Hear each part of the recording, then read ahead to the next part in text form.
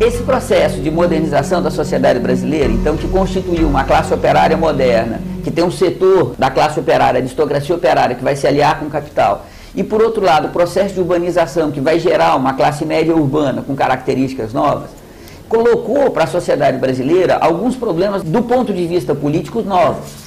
A gente continuou tendo, durante todo este processo, um Estado, um Congresso, o Judiciário, partidos políticos, que são heranças da ditadura militar e que não acompanharam esse processo de desenvolvimento.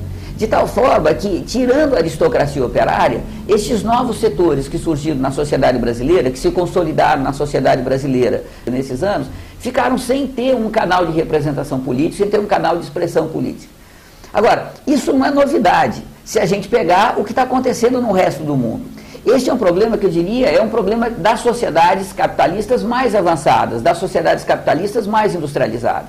O que a gente está vivendo no nosso país, claro que tem peculiaridades, mas é algo muito semelhante, ou tem algumas semelhanças ao que está acontecendo com a Espanha, o que aconteceu na Inglaterra, naquele quebra-quebra que teve, o que aconteceu na França, na periferia lá de Paris principalmente, do que aconteceu em outros países. O que está se passando, portanto? Veja, há uma crise geral do capital, há uma crise estrutural do capital, que se inicia na década de 1970 e que se prolonga até agora.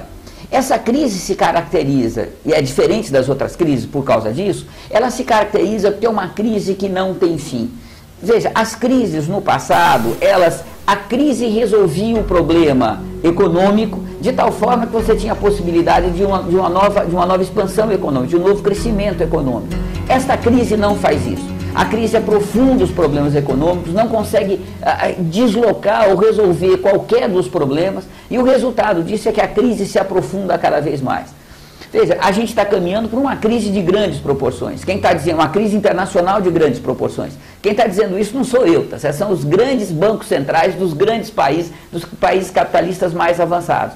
Então veja, nesta crise geral do capital, você tem um processo de modernização da sociedade brasileira, você tem o surgimento de uma classe operária de novo tipo, você tem o surgimento de novos setores da classe operária, e você tem, veja, uma contradição com o Estado, com uma representação política, com partidos políticos, com o Congresso, com a estrutura de poder desse país. Você tem uma contradição que o Estado hoje, imerso nessa crise econômica de grandes proporções, o Estado não tem como atender, o Estado não tem como se modernizar. O Estado não tem nenhum programa econômico que possa oferecer para esse setor da classe média, para esse setor do proletariado mais pobre, você não tem nenhum programa econômico que possa atender a esses setores.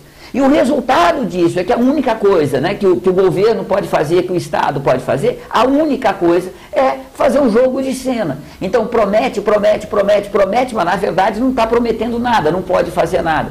A história do pré-sal é muito engraçada, Quando todo o dinheiro do pré-sal estiver entrando para a educação, vai ser cerca de 8 bilhões de reais por ano. Bom, o Brasil gasta hoje cerca de 18 bilhões de reais por ano na educação. 8 bilhões a mais não é nada. Então, veja, são promessas que são só jogo de cena. Bom, chega uma hora que isso explode. Chega uma hora que não é mais possível aguentar que as coisas continuem assim. Então, eu diria que o que a gente enfrenta hoje é um problema estrutural profundo na sociedade brasileira. Isto que está acontecendo é uma coisa extremamente importante, porque não é algo que tem solução pontual, não é algo de fácil solução, não é algo que o governo, que o Estado possa encampar, possa abarcar, possa engambelar, possa absorver de uma forma simples. A gente tem um problema estrutural de fundo, e é esse problema estrutural de fundo que está por trás dessa explosão que a gente está vivendo hoje. Veja, o que aconteceu no nosso país, nunca na nossa história tinha acontecido nada semelhante. Talvez algo assim tenha sido a revolta da vacina no começo do século XX no Rio de Janeiro. Foi algo muito pontual. Algo desta dimensão a gente nunca tinha vivido antes. Então no próximo bloco a gente vai trazer o Ivo Toné para a gente fazer uma discussão de quais são essas novidades e quais as perspectivas.